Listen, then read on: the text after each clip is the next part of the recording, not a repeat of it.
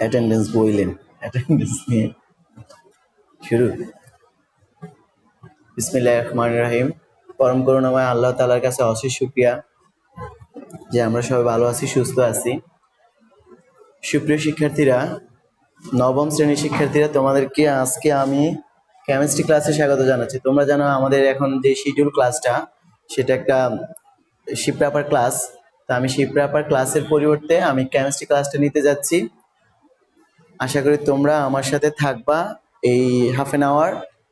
এখন যেহেতু আমি তোমাদের কেমিস্ট্রিটা এইভাবে নেইনি, তারপর আমি কেমিস্ট্রিটা একটু মজা করার চেষ্টা করবো অথবা কিছু বেসিক ক্লিয়ার করার চেষ্টা করব। তোমরা পুরো সময়টা জুড়ে থাকবা ইনশাল্লাহ। তো তোমরা জানো তোমাদের কেমিস্ট্রি বইতে 12টা চ্যাপ্টার আছে। এই 12টা চ্যাপ্টারের মধ্যে তোমাদের সিলেবাসে ক্লাস 9-এ কতগুলো সিলেবাস চ্যাপ্টার দেওয়া আছে সেটা তোমরা ভালো জানো। বাট আমি যদি সায়েন্স স্টুডেন্ট হয়ে কেমিস্ট্রি জানতে চাই তাহলে আমাকে কিছু বেসিক অলওয়েজ মুখস্থ না, মানে মাথায় রাখতেই হবে কিছু বেসিক। কেউ যখন কোনো জিজ্ঞাসা করবে বা কোনো প্রবলেম যখন সলভ করতে যাব, এমন না যে পড়ে আবার সলভ করব, একদম ইনস্ট্যান্ট আমার মাথার মধ্যে কিছু বেসিক্স থাকবে। যেমন আমি যদি ম্যাথ করতে চাই তাহলে যোগ বিয়োগ গুণ ভাগ প্রতিবার আমরা শিখি না, আমরা একবার শিখেছি, সেটা দিয়ে আমরা সারা জীবন যে কোনো ম্যাথ করতে পারি। তো কেমিস্ট্রি পড়তে গেলে আমাদেরকে কিছু বেসিক একদম মনের ভিতরে গেঁথে রাখতে হবে, যেটা দিয়ে আমি সব সময় কেমিস্ট্রি স্টাডি করতে পারি। তো এর মধ্যে কিছু বেসিক নিয়ে আলোচনা করবো। এর মধ্যে আমি একটু শুরু করতে চাই আবারও, যে দেখি যে এ পর্যন্ত আবিষ্কৃত মৌলের সংখ্যা কতটি। তোমরা সবাই এক বাক্যে বলে ফেলবা যে না 118টি। ওয়েল, সর্বশেষ আবিষ্কৃত মৌল কতটি? যদি বলি সর্বশেষ আবিষ্কৃত না, তো সর্বশেষ নামকরণকৃত মৌল কতটি যদি প্রশ্ন হয়, তাহলে হয় নাম্বার বলবা, অ্যাটমিক পারমাণবিক সংখ্যা বলবা, আর নাহলে নাম বলবা। আমি অলরেডি মনে হয় একটা ক্লাসে বলছিলাম যে এরকম 113, 115, 117 আর হচ্ছিল 118। সর্বশেষ নামকরণকৃত আইইউপিএক কর্তৃক নামকরণকৃত সর্বশেষ 4টা মৌল হলো 113, 15, 17, 18। বলতে পারো স্যার সিরিয়াল ব্রেক কেন? সিরিয়াল ব্রেক বলতে হয় না যে 114 আবিষ্কৃত হয়ে গেছে কিন্তু 113 আবিষ্কৃত হয় নাই, এজন্য সিরিয়াল ব্রেক হয়ে সর্বশেষ এই 4টা নামকরণ করা হয়েছে। এর মধ্যে একটা ছিল নিউটোনিয়াম, তারপর মস্কোবিয়াম, তারপর একটা অর্গানেসন, সরি এইটা 17 হলো টেনেসাইন টিএস, আর শেষেরটা অর্গানেসন। জানি আমরা, আসতেও পারে, বলা জানে যে সর্বশেষ নামকরণকৃত 4টা মৌলের নাম ও সংকেত লিখে পারমাণবিক সংখ্যা সহ হয়ে গেল। এখান থেকে একটা অবজেক্টিভ হতে পারে যে এই যে 118টা মৌল, এই 118টা মৌলের মধ্যে একমাত্র এশিয়া থেকে নামকরণ করা একমাত্র মৌল হচ্ছিল নিউটোনিয়াম 113। নিউটোনিয়াম কোত্থেকে আসছে অলরেডি আমি হয়তো ওই বলছিলাম যে জাপানের একটা নাম হচ্ছিল নিপ্পন। জাপানকে একসময় নিপ্পন বলা হতো, বা এমনি জাপানের নাম হচ্ছিল নিপ্পন বা সূর্যোদয়ের দেশ। ওই স্থানীয় ভাষায় জাপানিরা জাপানকে নিহন বলে। তার মানে এই যে মৌলটা, ওই জাপান দেশটাকে মর্যাদা দেওয়ার জন্য এই মৌলটার নামকরণ করা হয়েছে নিউটোনিয়াম। তাহলে একমাত্র এশিয়ান থেকে আবিষ্কৃত বা নামকরণকৃত মৌল হচ্ছিল নিউটোনিয়াম। আবার এরকম আসতে পারে যে একমাত্র কি বলে আরবি ভাষা থেকে নামকরণকৃত মৌল কোনটা? জার্কোনিয়াম অথবা জিরকোনিয়াম। এইগুলো কিন্তু অবজেক্টিভের জন্য আসে যে আরবি ভাষা থেকে বা আরবিতে নামকরণকৃত একমাত্র মৌল কোনটি? জিরকোনিয়াম। এই যে 118টা মৌল, অনেকগুলো আছে ইংলিশ, অনেকগুলো আছে ল্যাটিন। যেমন ইংলিশ তো আমরা নর্মালি জানি যে সালফার এস, অক্সিজেন ও। আবার সোডিয়াম বলতে গেলে সোডিয়াম লিখতেছি বানানে বলতেছি সোডিয়াম, কিন্তু লিখতেছি অ্যানিন।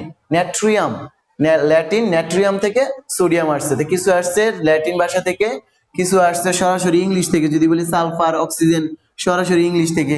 একটা মৌল আসছে আরবি ভাষা থেকে, জার্কোনিয়াম বা জিরকোনিয়াম। আর যদি বলি জাপানি বা এশিয়ান নামকরণকৃত একমাত্র মৌল হচ্ছিল নিউটোনিয়াম। তা আশা করি এই অংশটা মানে জানারও আছে, আবার একটু তুমি জানলে আমি আশা করি যে কেমিস্ট্রিটা মজা পাবো। আর কেমিস্ট্রি হচ্ছে এমন যে মজার জিনিস, যদি আমি মজা পাই তাহলে সায়েন্সটা মজা লাগবে। আর কেমিস্ট্রিতে যদি আমি ভয় পাই তাহলে আমার সায়েন্সটাই ভয় লাগবে। হয়তো পরবর্তীতে আমি চিন্তা করবো যে না, কেমিস্ট্রিতে যেহেতু ভয় পাই, সো আমি আর পরে আর্টস নিব বা কমার্সে চলে যাব।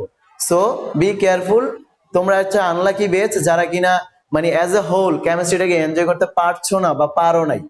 কারণ স্কুলে আসতা, স্যারদের কাছে পড়তা, পড়লে যেটা এতদিনে তোমরা একদম কেমিস্ট্রির মানে মজাটা নির্যাসটা পেতে পারতা।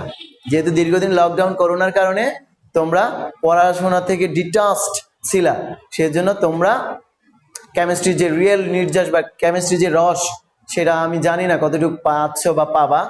আই হোপ তোমরা বিভিন্ন অনলাইনের কল্যাণে বিভিন্ন বদলতে তোমরা কেমিস্ট্রিটাকে এনজয় করবা। হোয়াট এভার, এখন চলে আসি যে জিজ্ঞাসা করা হয় যে অনেক সাবজেক্টের ইতিহাসের জনক, রাষ্ট্রবিজ্ঞানের জনক, এই বায়োলজির জনক। আর আমি যদি বলি কেমিস্ট্রির জনককে, হা করে তাকায় থাকে, এসএসসি পরীক্ষা দিয়ে ফেলছে তাও বলতে পারে না কেমিস্ট্রির জনককে। প্রবলেম আছে, কারণ হচ্ছিল এত জনকের ভিতরে যে কে আসল জনক, এই কেমিস্ট্রি ফাদার অফ কেমিস্ট্রি কে, এইটা অনেকের মনে থাকে না, অনেকে হয়তো মানে তালগোল পাকিয়ে ফেলে। ফার্স্ট অফ অল আমি যদি বলি একদম পিওর কেমিস্ট্রি বলতে যেটা বোঝায়, পিওর কেমিস্ট্রির জনক হচ্ছিল জাবির ইবনে হাইয়ান।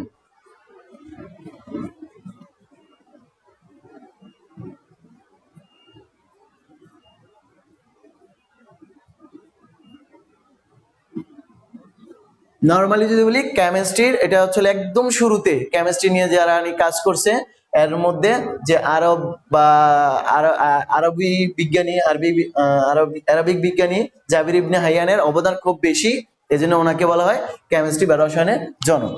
বাট ওভারঅল যদি বলি যে ল্যাভোইসিয়ে, অ্যান্টোনিও ল্যাভোইসিয়ে,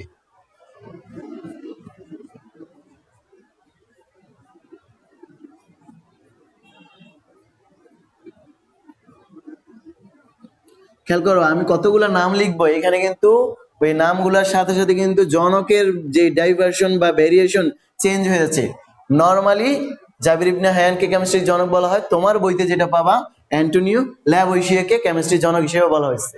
এখন তুমি কোনটা ফলো করবা? তুমি অ্যান্টোনিও ল্যাভোইসিয়েরটাই দিতে পারো, কারণ এটা অবজেক্টিভ আসে, তাহলে অ্যান্টোনিও ল্যাভোইসিয়েরটাই দিবা। আর যদি আমি বলি যে অ্যাজ এ কেমিস্ট্রি স্টুডেন্ট হিসেবে অনার্স মাস্টার, আমি কেমিস্ট্রি নিয়ে স্টাডি করছি, আমি জানি এই মেইনলি যার অবদান কেমিস্ট্রিতে সবচেয়ে বেশি উনি হচ্ছে জাবির ইবনে হাইয়ান। এরপরে চলে আসলো যে আধুনিক রসায়নের জনক। আবার দেখো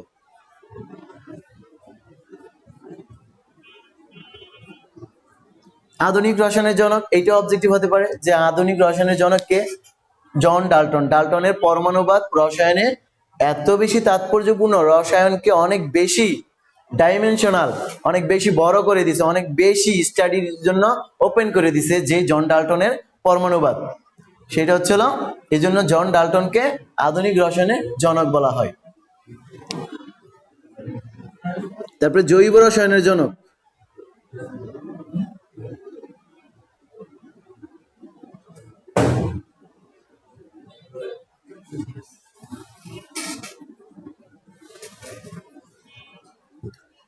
জৈব রসায়নের জনক হচ্ছিল ভার্জিলিয়াসকে জৈব রসায়নের জনক বলা হয়। এগুলো আমরা জানবো হয়তো একদম শেষের চ্যাপ্টারে তোমাদের বইতে, হ্যাঁ পড়ানোর সময় জানা যাবে যে অজৈব যৌগ অ্যামোনিয়াম সায়ানাইড থেকে জৈব যৌগ ইউরিয়া প্রস্তুত করছিল বিজ্ঞানী ভার্জিলিয়াস। এজন্য না সরি, এটা ভার্জিলিয়াসের প্রাণ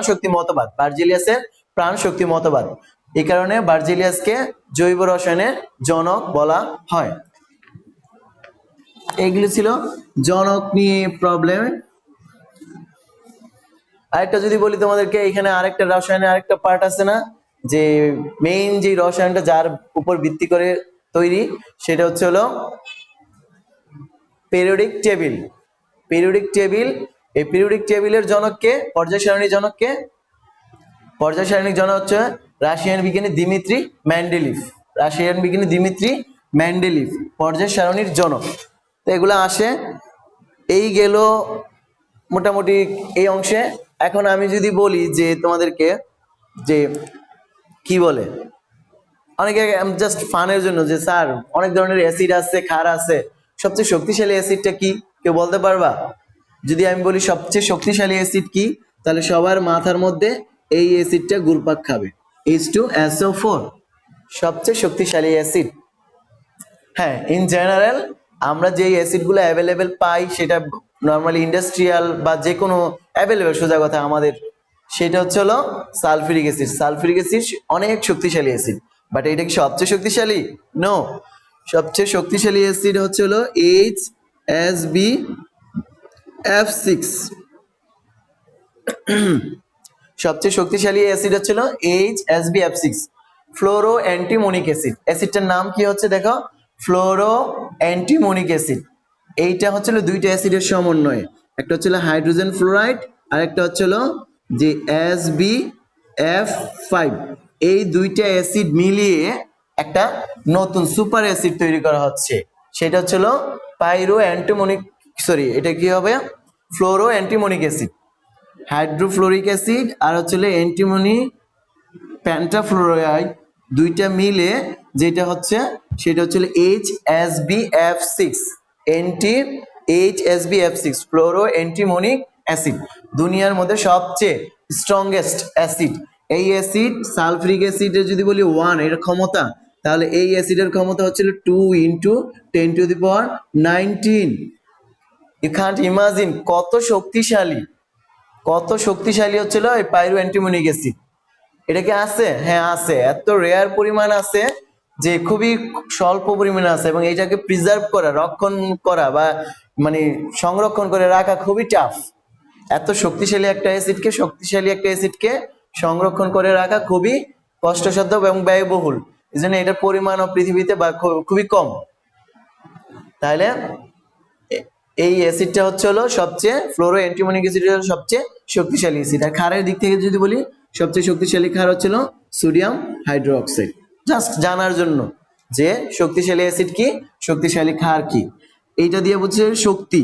যে নর্মাল সালফ্রিক অ্যাসিডের ক্ষমতা যদি 1 হয়, তাহলে সালফ্রিক অ্যাসিডের তুলনায় পাইরো অ্যান্টিমোনিক অ্যাসিড কত গুণ শক্তিশালী, কত গুণ স্ট্রং, 2 × 10⁻19 গুণ। মানে 2 দিয়ে তারপর হচ্ছিল 19টা শূন্য দিতে গেলে আমি যত সংখ্যা পাবো সেই পরিমাণ শক্তিশালী হচ্ছিল পাইরো অ্যান্টিমোনিক অ্যাসিড। পর্যায় সারণী যেহেতু বলছিলাম যে পিরিয়ডিক টেবিলের জনক হচ্ছিল কি, দিমিত্রি মেন্ডেলিভ। এই পর্যায় সারণীটা আমরা একটা চ্যালেঞ্জ চলতেছে, 10 মিনিট স্কুলে মনে হয় পর্যায় সারণীর একটা চ্যালেঞ্জ চলতেছে। I don't think West of time, যে পর্যায় সারণী মুখস্থ করে আমার সময়ের অপচয়, কারণ এটা একটা মজা আছে, এটা একটা ফান আছে, এটার মধ্যে একটা কনফিডেন্স আছে, কনফিডেন্স বিল্ড আপ হয়। তোমরা যদি কেউ পারো যে না পর্যায় সারণী আমি পুরো 118টা মূল্য মুখস্থ করবো, রিদমের তালে তালে, ছন্দের তালে তালে অথবা গানের তালে তালে, দেন ইউ আর ওয়েলকাম। যদি পারো ভালো, একটা গুড হ্যাবিট। অনেকে রুবিক্স কিউব নিয়ে অনেক প্র্যাকটিস করতে পারো, 3:3 ও 4:4, এগুলা ইন এ সেন্স বুঝি যে ওয়েস্ট অফ টাইম। আবার অন্য দিক থেকে চিন্তা করলে যে যারা রুবিক্স কিউব মিলাতে পারে 3:3 পিরামিডস অথবা 4:4 অথবা আরো যে জায়ান্ট যেগুলো আছে, এইগুলো যারা মিলাতে পারে এদের যেটা হয় ব্রেইন অ্যাক্টিভ থাকে, এবং এরা কি হয় জটিল পরিস্থিতিতে কিভাবে মানে এই পারফর্ম করতে হয় সেই জিনিসটা তাদের মধ্যে গ্রো করে। এই জন্য আমি বলি রুবিক্স কিউব প্র্যাকটিস করতে পারো। এই যে পর্যায় সারণীর মতন যে জটিল জিনিসটা, এটা যদি তুমি মনে রাখতে পারো, তুমি দেখবে অটোমেটিক্যালি তোমার মধ্যে একটা কনফিডেন্স গ্রো করবে। এনিওয়ে, পর্যায় সারণীর আমি গ্রুপ 1 আমি জানি হয়তো তোমরা অনেকেই কয়জন দেখতেছো সেটাও জানি না, বাট তোমরা যারা যখনই দেখবা পর্যায় সারণী গ্রুপ 1 গ্রুপ 2, পর্যায় সারণীতে এরকম কয়টা গ্রুপ, 18টা গ্রুপ আছে এবং 60টি পর্যায় আছে। পর্যায় সারণীতে মোট 18টা গ্রুপ এবং 60টি পর্যায় আছে। 18টা গ্রুপকে আগে গ্রুপ এ বি আকারে প্রকাশ করা হইতো, এখন টানা গ্রুপ 1 গ্রুপ 2 গ্রুপ 3 গ্রুপ 4 এভাবে প্রকাশ করা, একদম 18 পর্যন্ত, গ্রুপ 18 পর্যন্ত। আর এরকম পর্যায় হচ্ছে হলো 60টা পর্যায় বিদ্যমান। তো এখন আমি গ্রুপ 1টাকে মনে রাখবো, গ্রুপ 1 এর যে মৌলগুলো আছে সেই মৌলগুলোকে কিভাবে মনে রাখবো আমি জানি অনেকেই জানো তোমরা, তারপর আমি লিখতেছি।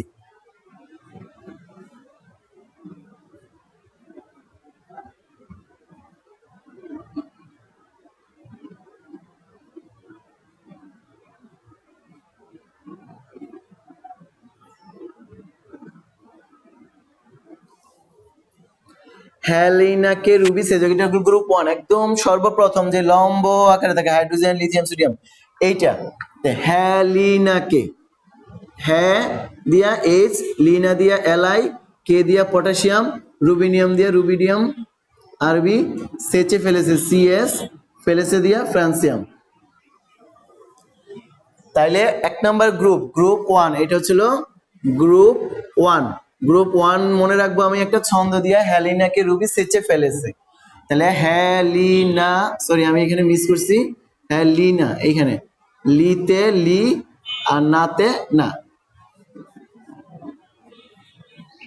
হ্যাঁ ফর এইচ, লিতে LI, না for NA, K for Halina কে, রুবি সেচে ফেলেছে। Hydrogen, lithium, sodium, potassium, rubidium, caesium, francium, হ্যালিনাকে রুবি সেচে ফেলেছে। এটা হচ্ছে গ্রুপ 1 এর মৌল।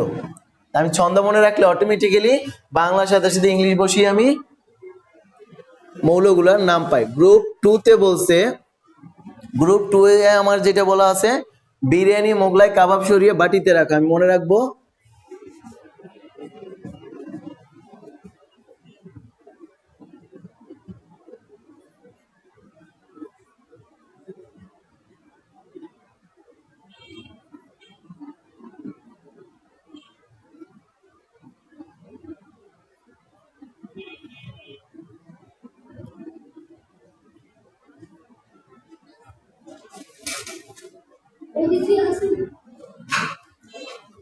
বিরিয়ানি, মোগলাই, কাবাব সরিয়ে বাটিতে রাখো। এটা হচ্ছিল গ্রুপ 2 মনে রাখা গিয়া। তাহলে বিরিয়ানি হচ্ছিল না,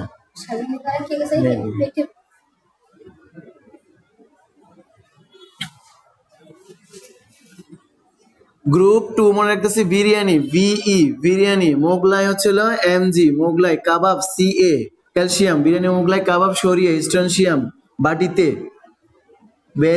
কি বলে বেরিয়াম বাটিতে রাখো হচ্ছিল, আর বিরিয়ানি, মোগলাই, কাবাব সরিয়ে বাটিতে রাখো, আর রেডিয়াম। খেয়াল করো, BE for biryani, Mughlai for MG, kebab for CA, সরিয়ে SR স্ট্রনশিয়াম, বেরিয়াম, এইটা হচ্ছিল বেরিলিয়াম, আর এটা হচ্ছিল বেরিয়াম, আর রাখা হলো রেডিয়াম। উচ্চারণগুলা বইয়ের মধ্যে তোমাদের পর্যায় সারণী যে টেবিলটা দেওয়া আছে সেখানের মধ্যে বাংলা ইংলিশে নামগুলো দেওয়া আছে। তো খেয়াল করবা এখানে যাতে প্রবলেম না হয়। বেরিয়াম আর হচ্ছিল বেরিলিয়াম, বেরিয়াম আর হচ্ছিল বেরিলিয়াম। আবার পরের ইয়াতে আছে বোরনও আছে, শুধু বোরনকে বি দ্বারা প্রকাশ করা হয়, বেরিলিয়ামকে বি দ্বারা প্রকাশ করা হয়, বেরিয়ামকে বি এ দ্বারা প্রকাশ করে, রেডিয়ামকে আর এ দ্বারা প্রকাশ করে, রেডনকে আর এন দ্বারা প্রকাশ করা হয়। তাহলে এই যে উচ্চারণগুলোর মধ্যে পার্থক্য আছে সেজন্য সংকেতগুলো চেঞ্জ হয়ে যায়। তাহলে এটা হচ্ছিল গ্রুপ 2 এর মৌল, বিরিয়ানি, মোগলাই, কাবাব সরিয়ে বাটিতে রাখো। গ্রুপ 3 পড়ব না আমরা নরমালি, গ্রুপ যেহেতু ধাতুগুলো এগুলা, গ্রুপ 3 এর পর, গ্রুপ 2 এর পর আমরা গ্রুপ 13 এ চলে যাব সরাসরি। গ্রুপ 13 মনে রাখার পদ্ধতি কি?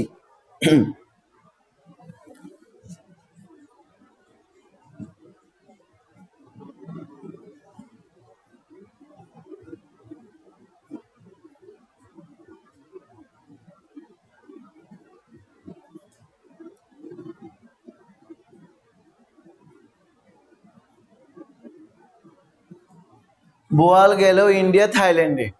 তাইলে গ্রুপ 13 নাম্বার মনে রাখার হচ্ছিল বোয়াল, এই দুইটারে আমি আলাদা করি আর কি, বোয়াল।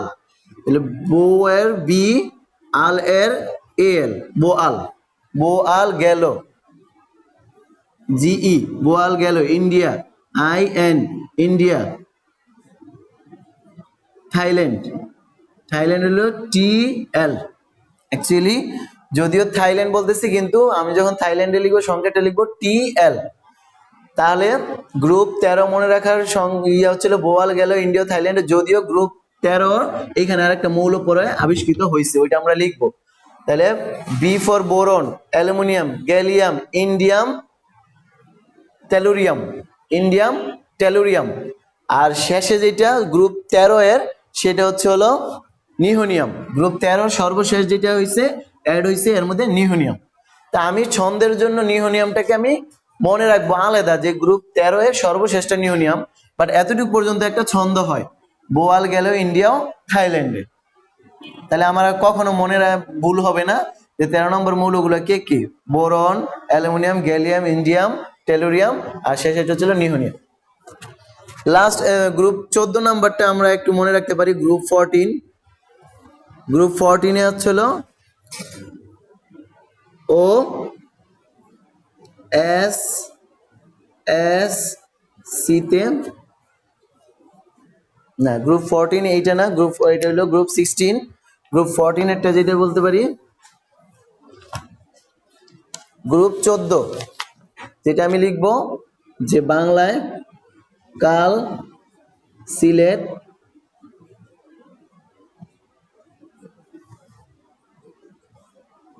কাল সিলেট গেলে সম্মান পাবে।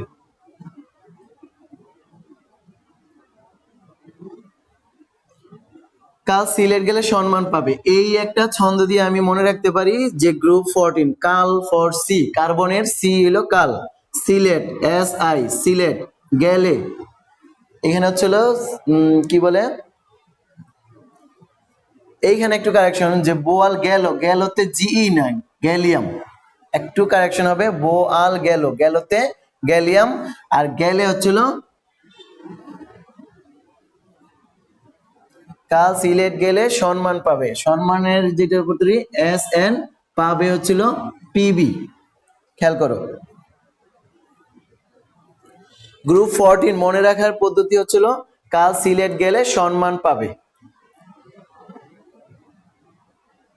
কার্বন, সিলিকন, গ্যালিয়াম, টিন আর হচ্ছিল লেড। এইখানে হচ্ছিল গ্রুপ 14 এ আরেকটা মৌল আছে, সেটা হচ্ছে হলো গ্রুপ 14 এর জন্য, সেটা হলো ফ্লোরোবিয়াম, ফ্লোরোবিয়াম এফ ভি, ফ্লোরোবিয়াম। গ্রুপ 13 এর জন্য সর্বশেষ মৌলটা হলো নিহোনিয়াম, গ্রুপ 14 এর জন্য সর্বশেষ মৌলটা হচ্ছিল ফ্লোরোবিয়াম। এটা মনে রাখবো ছন্দের মধ্যে না, ছন্দের বাইরে সর্বশেষটা। এটা হচ্ছিল গ্রুপ 14। আর গ্রুপ 16 এরটা মনে রাখতে পারি গ্রুপ 16, মনে রাখতে পারি ও, যদি বলি এসএসসি, এসএসসি সি তে পড়ে, গ্রুপ 16টা মনে রাখবো এরকম, ও এসএসসি তে পড়ে, ও ফর ও, এসএসসি রে লিখছি এইটা, দেখো এসএসসি কি লিখছি এইটা, O for oxygen, S for sulphur, আবার এস সি এটাকে লিখছি selenium, O S S C তে, তে মানে হলো টেলুরিয়াম, পরে হচ্ছিল polonium, O S S C তে পরে, এটা হলো group 16, group 16 O S S C তে পরে, এটা দিয়ে আমি গ্রুপ 16 হয়ে গেছে। এবং গ্রুপ 16 এর সর্বশেষ একটা মৌল সর্বশেষ অ্যাড হয়েছে, সেটা হচ্ছিল লিবেরোনিয়াম, লিবেরোনিয়াম, ফ্লোরোবিয়াম, এটা হলো লিবেরোনিয়াম এল ভি।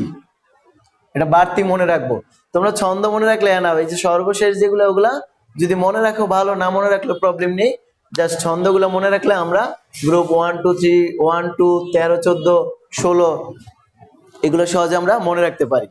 আরেকটা যেটা করব, সর্বশেষ যেই দুইটা গ্রুপ আছে গ্রুপ 17 18, এগুলোর জন্য ছন্দ করলেই কি না করলে কি, এগুলো এমনি মনে রাখবো। যে 17 নম্বর গ্রুপ হচ্ছিল কি, fluorine, chlorine, bromine, iodine, astatine, fluorine, chlorine, bromine, iodine, astatine. 18 number group কি, যে helium, neon, argon, krypton, xenon, radon. So আমরা এই যে ছন্দের মাধ্যমে একটু ট্রাই করব পর্যায় সারণীর বিভিন্ন যে মৌলগুলোকে মানে কি বলে গ্রুপের ভিত্তিতে মনে রাখার। এখন স্যার এগুলো দিয়ে কি হবে, ফার্স্ট অফ অল মজার জিনিস, আমি ছন্দ মনে রাখতে পারলে আমার একটা মজাটা পেলাম। দ্বিতীয়ত হচ্ছিল তোমরা যখন 3 নম্বর চ্যাপ্টার পড়বা তখন ওইখানে অনেকগুলা পর্যাবৃত্ত ধর্ম পাবা, যে মৌলের পারমাণবিক ব্যাসার্ধ একই গ্রুপে উপর থেকে নিচে কমে না বাড়ে, ডান থেকে বামে গেলে কমে না বাড়ে, এখানে রাসায়নিক পারমাণবিক ব্যাসার্ধ আছে, অ্যাটমিক রেডিয়াস, তারপরে আয়নীকরণ শক্তি আছে, ইলেকট্রন আসক্তি আছে, তড়িৎ ধনাত্মকতা, তড়িৎ ঋণাত্মকতা বা ইলেকট্রোনেগেটিভ আছে। এই যে কনসেপ্ট গুলা, এগুলা মানে হিউজ কনসেপ্ট, বাট আমি যদি এই সিরিয়াল গুলো জানি কে উপরে কে নিচে, তাহলে আমার বুঝতে সুবিধা হবে, তখন ব্যাখ্যাগুলো আমি বুঝতে সুবিধা হবে যে আসলে কার উপরে কে, কার নিচে কে, এবং সেক্ষেত্রে কার পারমাণবিক ব্যাসার্ধ কম হবে, কার বেশি হবে, কার তড়িৎ ঋণাত্মকতা কম হবে, কার বেশি হবে, এই ওভারঅল জিনিসগুলো বুঝতে সুবিধা হবে। এই জন্য আমি বলি যে এই জিনিসগুলো একটু মনে রাখার জন্য।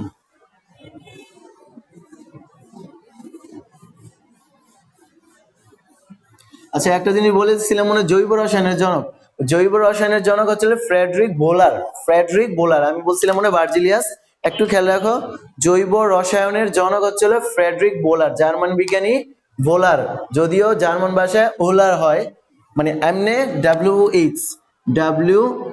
WOHLER, আমি যদি নর্মালি উচ্চারণ করি তাহলে ওহলার, কিন্তু জার্মান ভাষায় ডাব্লিউ এর উচ্চারণ হয় ভয়ের মতন। এটারে আমি বলতে পারি ভোলার, Friedrich bowler.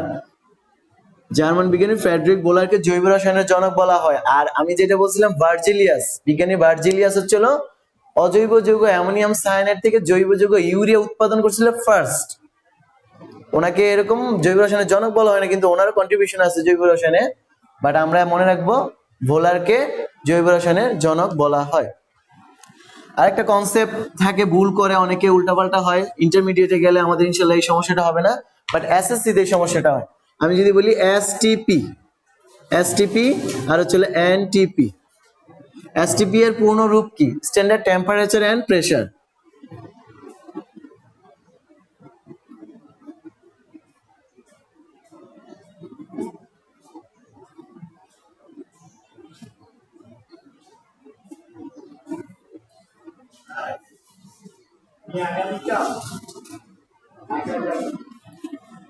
Standard temperature and pressure, STP হচ্ছে হলো এইটার কন্ডিশন কি? 0 ডিগ্রি সেন্টিগ্রেড তাপমাত্রা ও 1 বায়ুমণ্ডলীয় চাপ 1 atm। এইটাও ভুল লিখে, অনেকে লিখে 1 atm।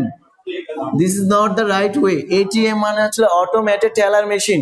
আমরা যে বুথ, এটিএম বুথ থেকে যে টাকা তুলি, এই এটিএম আর এই এটিএম এর মধ্যে পার্থক্য আছে। অনেক খাতার মধ্যে এই এটিএম লিখে থাকে না, এই এটিএম মানে হচ্ছে অ্যাটমসফিয়ারিক প্রেসার বা বায়ুমণ্ডলীয় চাপ।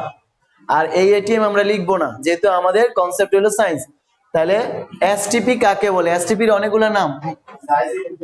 স্ট্যান্ডার্ড টেম্পারেচার এন্ড প্রেসার, সংক্ষেপে এসটিপি। বাংলায় প্রমাণ তাপমাত্রা ও চাপ অথবা আদর্শ অবস্থা বা প্রমাণ অবস্থা। খেয়াল করো কতগুলো বললাম। প্রমাণ অবস্থা মানে এসটিপি, আদর্শ অবস্থা মানে এসটিপি, এসটিপি নিজে STP, standard temperature and pressure বা প্রমাণ তাপমাত্রা ও চাপ।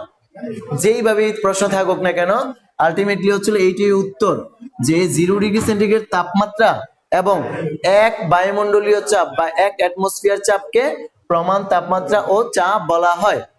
প্রমাণ তাপমাত্রা হচ্ছে হলো 0 ডিগ্রি আর প্রমাণ চাপ হলো 1 অ্যাটমসফিয়ার। দুইটাকে একসাথে করলে হয় প্রমাণ তাপমাত্রা ও চাপ। প্রমাণ তাপমাত্রা ও চাপ, standard temperature pressure. NTP, NTP just এই দুইটার মধ্যে এতটুকু পার্থক্য যে আমি যদি ওইটাকে ব্যবহার করি তাহলে হয়ে যাবে এনটিপি। এখানে হয়ে যাবে শুধু খালি normal temperature and pressure. Same জিনিস স্ট্যান্ডার্ডের পরিবর্তে হয়ে গেছে নরমাল টেম্পারেচার এন্ড প্রেসার। এইটার ক্ষেত্রে নরমাল টেম্পারেচার এন্ড প্রেসারের ক্ষেত্রে তাপমাত্রাটা কত? কোন বইতে 20, কোন বইতে 25। তা আমরা নরমালি স্ট্যান্ডার্ড 25 ডিগ্রি সেন্টিগ্রেড নিই। আমাদের রুমের তাপমাত্রা সাধারণত কত? 25 ডিগ্রি সেন্টিগ্রেড। 25 ডিগ্রি সেন্টিগ্রেড তাপমাত্রা এবং 1 বায়ুমণ্ডলীয় চাপকে এনটিপি বা নরমাল টেম্পারেচার এন্ড প্রেসার বলা হয়। এসএটিপি আছে, আমরা ওগুলি পড়বো না আপাতত, ওগুলো ইন্টারমিডিয়েটে গেলে পাবো। আপাতত এই দুইটাই, প্রমাণ তাপমাত্রা চাপ আর হলো প্রমাণ তাপমাত্রা চাপ মানে এসটিপি, আর একটা হচ্ছে এনটিপি। এই দুইটা বুঝলাম। এই এসটিপি আর এনটিপি তে আমার আরেকটা জিনিস লাগবে অঙ্কের জন্য। এসটিপি তে যে কোনো গ্যাসের আণবিক ভর 22.4 লিটার। এই ইনফরমেশনটা লাগবেই। এসটিপি তে যে কোনো বা প্রমাণ তাপমাত্রা চাপে বা প্রমাণ অবস্থায় যে কোনো গ্যাসের আয়তন 22.4 লিটার। আর এনটিপি তে যে কোনো গ্যাসের আয়তন হচ্ছিল 24.8 লিটার। এই দুইটা মনে রাখবো, যদিও এইটা দিয়ে আমাদের অঙ্ক আসবে না, এইটা দিয়ে আসে। আবারও বলি, প্রমাণ তাপমাত্রা চাপে যে কোনো গ্যাসের আয়তন 22.4 লিটার আর নরমাল তাপমাত্রা চাপে যে কোনো গ্যাসের আয়তন 24.8 লিটার। এটা সূত্র, এগুলো মনে রাখতে হবে। যখন অঙ্ক আসবে তখন আমরা এগুলি দিয়ে অঙ্ক করব। আচ্ছা, এখানে আজকে যোজনী নিয়ে একটু প্রবলেম হয়, আমি একটু দেখাতে পারলাম। যে কোনো গ্যাসের মোল, মনে করো nitrogen gas N2, oxygen gas O2, carbon dioxide gas CO, অথবা আমি যদি বলি যে কোনো, যে এগুলোর মোল কত? নাইট্রোজেনের ইয়ে কত? 14, পার আণবিক ভর 14, তাহলে 14 দুগুণে 28। অক্সিজেনের কত? 16, 8 দুগুণে 16। না, নাইট্রোজেনের 7 দুগুণে 14, 7 × 2 14। কার্বন ডাই অক্সাইড, কার্বনের কত জানি? পারমাণবিক ভর 12 যোগ অক্সিজেনের হচ্ছে হলো একটার জন্য হচ্ছে হলো 16, তাহলে 16 ইন্টু অক্সিজেন আছে দুইটা, তাহলে ইন্টু 2, তাহলে কত হয় 12 যোগ 32, কত হয় 44। এইখান থেকে আমি যেটা করলাম যে মোল বের করলাম, যে কোনো জিনিস থাকুক না সেটা মৌল হোক যৌগ হোক, আমার যদি সালফিউরিক অ্যাসিড বলি H2SO4, অথবা আমি যদি বলি HCl, অথবা যদি বলি NaCl, এইগুলা বের করতে হলে আমাকে কিন্তু পারমাণবিক ভর জানতে হবে। যেমন সালফিউরিক অ্যাসিড হাইড্রোজেনের পারমাণবিক ভর হলো 1, যেহেতু দুইটা আছে তাহলে 1 × 2 যোগ সালফারের পারমাণবিক ভর হলো 32, এটা মুখস্থ পর্যায় সারণী থেকে আমার মুখস্থ থাকবে। সালফারের 32 যোগ 32 দিলাম, এই যে দুইটা হাইড্রোজেন যোগ একটা সালফার যোগ 4টা অক্সিজেন, এইভাবে পারমাণবিক ভরগুলা বের করি। অক্সিজেন হচ্ছিল 4টা, তাহলে একটা অক্সিজেন হলো 16, 4টার জন্য 4 16 64, আলটিমেটলি সবগুলো যোগ করে দেখো সালফিউরিক অ্যাসিডের আণবিক ভর আসে 98। HCl এর কত আসে, হাইড্রোজেনের 1, ক্লোরিনের হলো 35.5, তার মানে HCl এর আসে 36.5। সোডিয়াম ক্লোরাইডের কত, সোডিয়ামের হলো 23, প্রায় 23, মানে 23 ধরতে পারে, ক্লোরিনের 35.5, তার মানে হচ্ছে 58.5। এই যে কোনো গ্যাসের আমরা আণবিক, যে কোনো গ্যাস বা যৌগের আমরা আণবিক ভর বের করতে পারি। এখন এই আণবিক ভর বের করার পরে যদি আমি এর সাথে জি দিই এত গ্রাম, তাহলে হয়ে যায় 1 মোল, তাহলে হয়ে যায় কি 1 মোল। যেমন সালফিউরিক অ্যাসিডের আণবিক ভর পাইছে 98, এর সাথে যদি আমি গ্রাম দিয়ে দিই তাহলে হয়ে গেলে 1 মোল সালফিউরিক অ্যাসিড সমান কত গ্রাম, 98 গ্রাম। কারণ কোনো বস্তুর আণবিক ভরকে যদি গ্রামে প্রকাশ করি তাহলে সেটা অটোমেটিক্যালি গ্রাম থেকে এটা মোলে চলে যায়।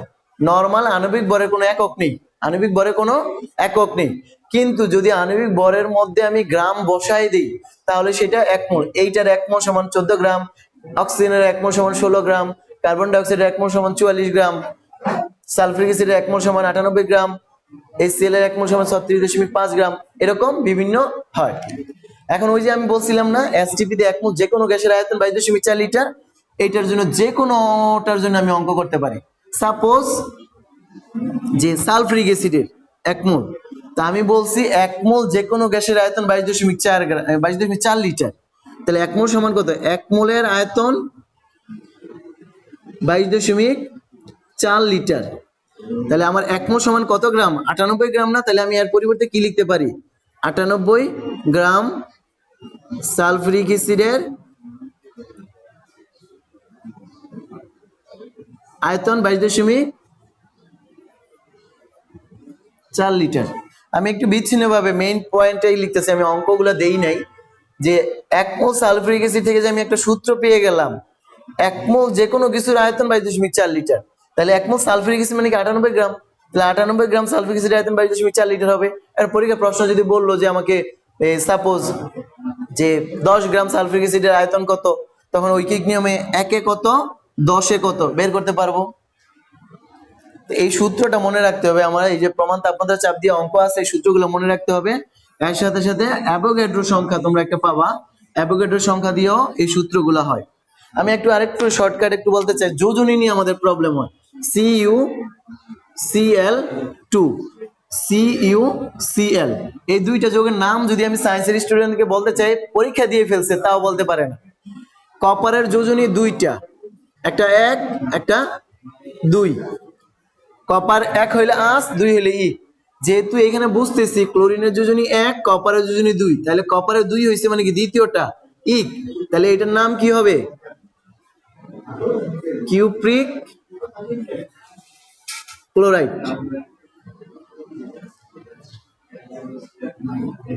কিউপ্রিক ক্লোরাইড, এইটার মধ্যে ক্লোরিনের যোজনী 1, কপারের যোজনী 1, যেহেতু 1 1, তাহলে কপারের যোজনী 1 হইলে আঁশ হবে, তাহলে এই যৌগটার নাম হচ্ছিল কিউপ্রাস ক্লোরাইড।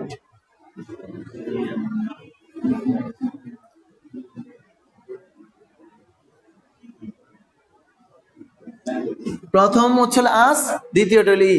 আমি একটা যৌগ লিখলাম FeCl2, আরেকটা লিখলাম FeCl3, এগুলো নাম বলতে হবে। এখন নাম বলতে গিয়ে অনেকে বলে এরকম FeCl2 FeCl3, আমাকে এক্সাক্ট নাম বলতে হবে। এর নাম কি, এইখানে আয়রনের যোজনী 2, ক্লোরিনের 1, তাহলে আমি বলবো আয়রন 2 ক্লোরাইড, তাও হয় না, আমার এক্সাক্ট নাম বললে যেটা হবে, যেহেতু আয়রনের যোজনী 2 3, 2 হবে আঁশ, 3 হবে ই, তাহলে যেহেতু এখানে 2 ব্যবহৃত হয়েছে তাহলে আয়রন আসছে ফেরাস থেকে, সরি ফেরাম থেকে। ফেরাম যোগ আস, ফেরাস, যোগটার নাম হয় ফেরাস ক্লোরাইড। এখানে হচ্ছিল দ্বিতীয়টা ইক, তাহলে ফেরাম যোগ ইক, ফেরিক ক্লোরাইড। তাহলে দেখো দুইটা যোগের নাম দেখে, সংকেত দেখে আমাকে নাম বলে ফেলতে হবে, অথবা কোনো জায়গায় নাম দেওয়া আছে আমাকে সংকেত লিখে ফেলতে হবে, সংকেত লিখে ফেলতে হবে। তো আশা করি তোমরা বিশেষ করে যোজনীগুলা খুব ভালো করে মনে রাখবা। যে কোনো যৌগ তোমরা লিখতে পারবা, অথবা সংকেত থেকে যৌগ, যৌগ থেকে সংকেত লিখতে পারবা। Wish you all the very very best. তোমরা ভালো থাকবা, সুস্থ থাকবা। এবং লাস্ট মেসেজ, করোনার এই সময় সবাই এখন খুব রিল্যাক্স, তোমরা রিল্যাক্স থাকবা না, তোমরা তোমাদের জায়গা থেকে সচেতন থাকবা, বাপ মা ভাই বোন সবাইকে সচেতন রাখবা। আল্লাহ হাফেজ।